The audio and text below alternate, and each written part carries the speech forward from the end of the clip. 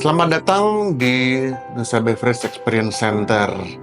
Jadi ini episode baru pertama kami akan berusaha mengundang praktisi, tokoh-tokoh yang kita mau undang untuk kita gali ilmunya, pengalamannya, berbicara mengenai seputaran industri yang saya bilang adalah minuman siap saji ya gitu ya. Karena ini kan bukan RTD, bukan ready to drink, jadi yang siap saji, customer pesan, customer teman-teman pesan, kita buat, baru kita sajikan. Nah, hari ini sebagai bintang tamu perdana sudah datang di sini. Saya panggil apa nih? Mas, bro, atau Bung? Bebas, bro. Boleh, apa boleh. Gitu ya, ada Bro Fandi di sini ya. Yes. Mungkin boleh perkenalkan singkat nih Bro Fandi ini apa, di mana? Ya, thank you. Halo semua, salam kenal. Nama saya Fandi. Saya sebagai Research and Development Manager di salah satu coffee shop lokal di Indonesia. Brandnya disebut nih boleh? Kalau boleh, boleh sebut ya. Ya, saat ini saya di Fore Coffee. Gitu. Fore Coffee sudah jalan 4 tahun di Fore Coffee sampai dengan saat ini. Gitu. Ya. Bagian Research and Research and Development. Development. Fore itu kalau saya kepoin nih, kalau itu udah lebih dari 200 outlet sekarang nih. Yes, 220 something lah. Terus 20 something ya. Itu tuh di daerah mana aja? Hanya di Jakarta aja atau? Oh enggak, jadi saat ini Fore itu nasional ya. Enggak cuma di Jakarta, tapi ada di Pulau Jawa juga, ada di Sumatera, di Sulawesi, Kalimantan itu ada. Ya. R&D, terus tadi bukan di Jawa aja, tapi Sumatera, Sulawesi gitu ya. Ya, betul. Mau hubungin nih ke bagian R&D nih. R&D tuh bikin apa sih di bagian R&D nih? Ya, jadi sesuai namanya ya, Research and Development.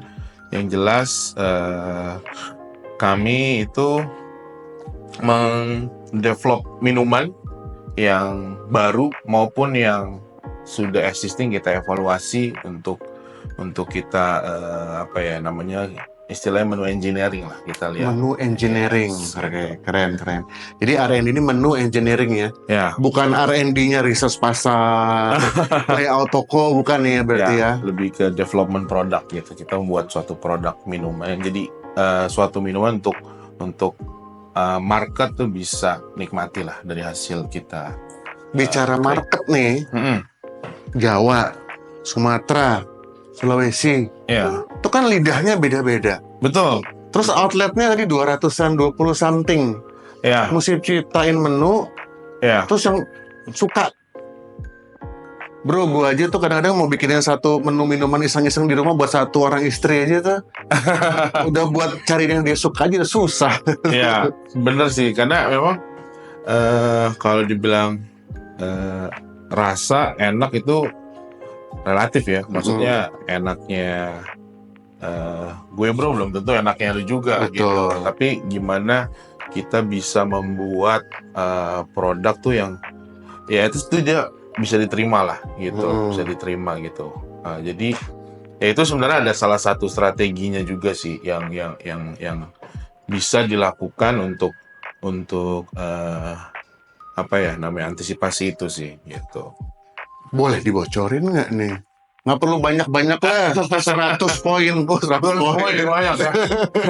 Ya kalau boleh poinnya 2, 3, 4, 5, nambah terus nih. Mungkin teman-teman jadi bisa apa sih yang rahasia mungkin enggak, tapi ya yang menjadi pedoman dasar nih seorang Fandi memikirkan 200 outlet Jawa, Sumatera, Sulawesi gitu ya. Apa sih di pikirannya saat menu engineering gitu. Jadi ya sebenarnya ada beberapa faktor ya, maksudnya yang bisa digunakan atau salah satu strateginya ya. Jadi kalau kami tuh nggak langsung main tiba-tiba buat ini nggak gitu. Tapi ada parameter nih yang harus kita coba lakukan gitu. Yang pertama sih memang kita set DNA dulu gitu. DNA maksudnya kita tahu dulu nih market kita seperti apa karakternya gitu.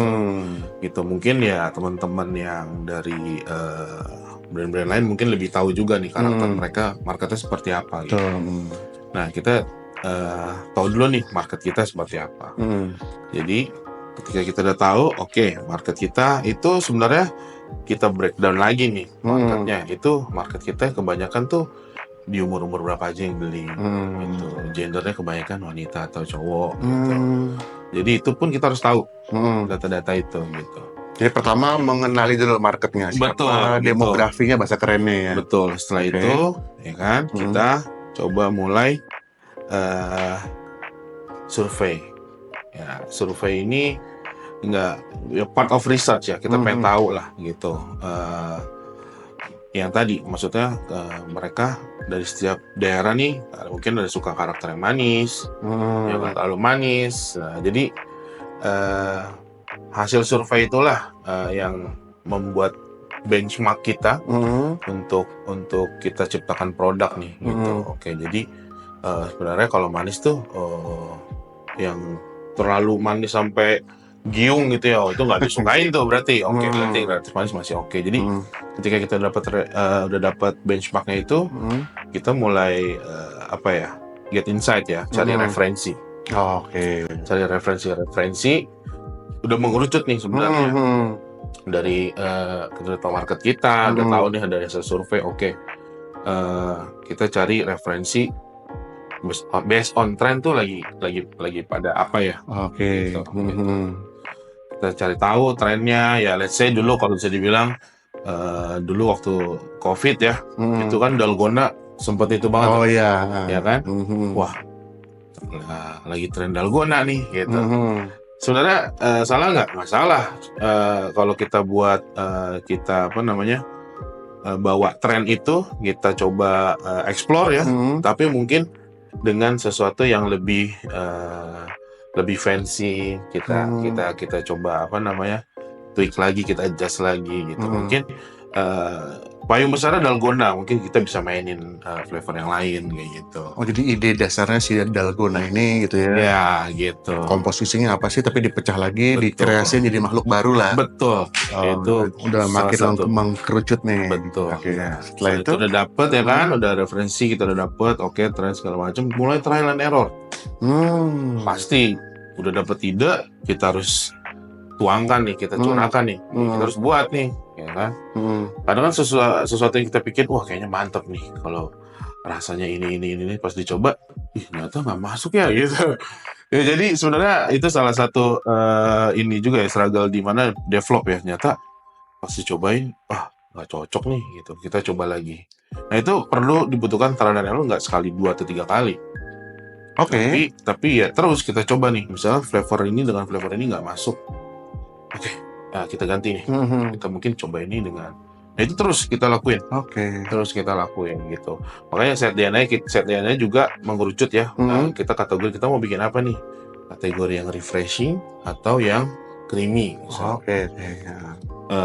Creamy bisa coffee, non coffee. Refreshing pun juga bisa yang coffee dan non coffee. Gitu. Jadi itu juga kita harus coba cocokkan flavor yang coffee khususnya ya. Kita coba cocokkan dengan yang masuk karakter sama profile taste coffee kita gitu. Karena itu ngaruh tuh.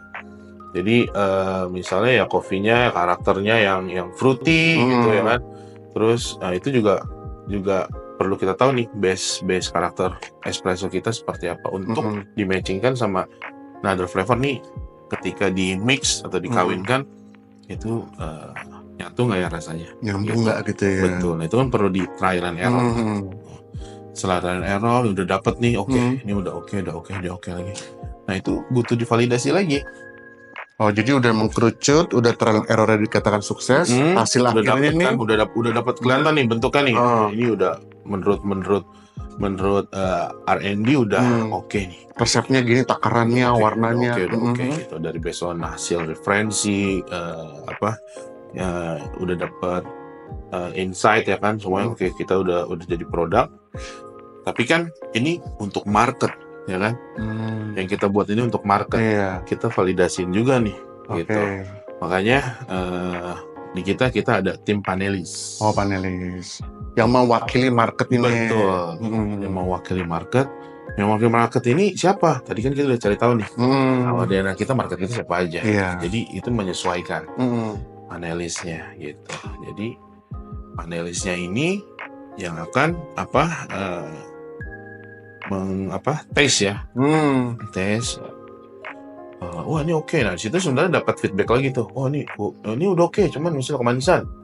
Misalnya ini. Nah dari situ kita penyempurnaan lagi. Penyempurnaan. Balik ke tahap pakai error lagi gitu ya. Betul. Tapi bukan dari nol, tapi penyempurnaan. Karena memang udah dapat nih, udah mengkerucut kan. Gitu. Ini butuh validasi, oke. Dan biasanya dari penyempurnaan ini kita evaluasi. Kita evaluasi lagi, dan baru ketika kita udah percaya diri ya, maksudnya udah oke, ini gue yakin bisa diterima. Launching, menarik. Kalau boleh sedikit sok tak simpulkan nih, Iya. Jadi pertama kita tahu marketnya dulu, mengenal mereka siapa. Lalu di market ini ada tren apa? Yes. Habis tren itu apa? Mulai dicoba trial and error supaya nyambung. Jadi ini bener nggak sih nyambungnya tuh artinya nyambung antara market, tren dan brand sendiri. Betul. Supaya identitasnya jelas gitu. Betul. Ya. Dari situ udah setengah ya, udah boleh bilang yakin ya. Baru dicobain. Betul. Supaya nggak supaya bahasa yang suka pakai supaya nggak masturbasi diri sendiri gitu ya. Gitu. Oh, enak nih.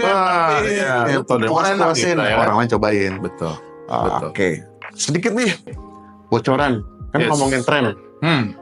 2025 tinggal 2 langkah lagi nih. Waduh. Iya. Kira-kira kalau dari R&D, Research and Development, boleh nggak sih kasih lihat sedikit lah gitu. Ini kira-kira di 2025 tren rasa minuman atau kiblatnya atau apanya sih kira-kira? Oke. Ya sebenarnya prediksi ya. Prediksi kan bisa salah, bisa benar. Jadi ya kalau salah mohon maklumi gitu. Cuman memang kalau yang saya lihat ya, maksudnya dan tim gitu ya, karena memang research and development ini memang selain yang tadi ya, salah satunya kan kita cari referensi. Nah cari referensi ini tuh nggak selalu harus lihat internet gitu. Cuman kita jalan keliling gitu ke dunia nyata. Yes, dunia nyata, entar itu our competitor atau coffee shop yang biasanya tuh yang artisan yang idealis gitu kan. Atau bahkan kita ikut ke event mana cari tahu nih gitu. Nah kalau untuk tahun depan sesuatu yang colorful itu pasti akan diutamai cari ya. Colorful itu bisa fruity, teh-tehan gitu. Yang jelas visualnya colorful. Dan spices ya. Spice itu yang rasa-rasa mungkin kayak ya cinnamon gitu, herbs sama herbs tuh, spice sama herbs sama ya. Ya beda karakter ya. Cuman kalau ya spice tuh lebih ya let's say kayak jamu ya. Jamu. Cuman ini mungkin di elevate gitu. Gitu sesuatu yang soalnya Indonesia kan terkenal herbs and spice-nya juga. Ya, jadi itu mungkin kemungkinan besar itu bisa ditonjolkan karakter itu ya. Jadi tema lah minuman 2022 prediksinya. Thank you banget bro. Lanjut sedikit, kan 200 outlet. Betul. Udah keluar resepnya, bahan bakunya apa. Nih pilih bahan baku, ya powdernya gitu ya. Ini yang bisa dikirim, kualitasnya diaduk, penyimpanannya itu kan mesti dipikirin juga saat R&D supaya jangan nanti pas udah sampai di outlet gitu ya, outlet kesulitan. Betul. Nah itu cara memilih supplier, cara memilih kualitas itu kan pasti ada kriterianya. Itu boleh di-sharing juga enggak? Wah ini menarik nih. Menarik. Tapi kita berhenti di sini dulu, kita istirahat. Nanti di episode berikutnya kita bicara nih bagaimana sih si R&D udah punya menu cakep, Terus gimana dipastikan saat dia direalisasikan operationnya teman-teman di outlet mudah dan benar gitu ya. Ya. Jadi jangan lupa di follow, di subscribe, di like, di share, dan aktifkan loncengnya kata orang. Supaya kalau Bro Fandi nanti balik di episode kedua berikutnya menjelaskan hal ini nggak ketinggalan. Oke. Gitu. Yaudah, Ya. kita berhenti di sini. Sampai ketemu di video berikutnya. Thank you banget, Bro. Thank you. Mari. Thank you. Thank you.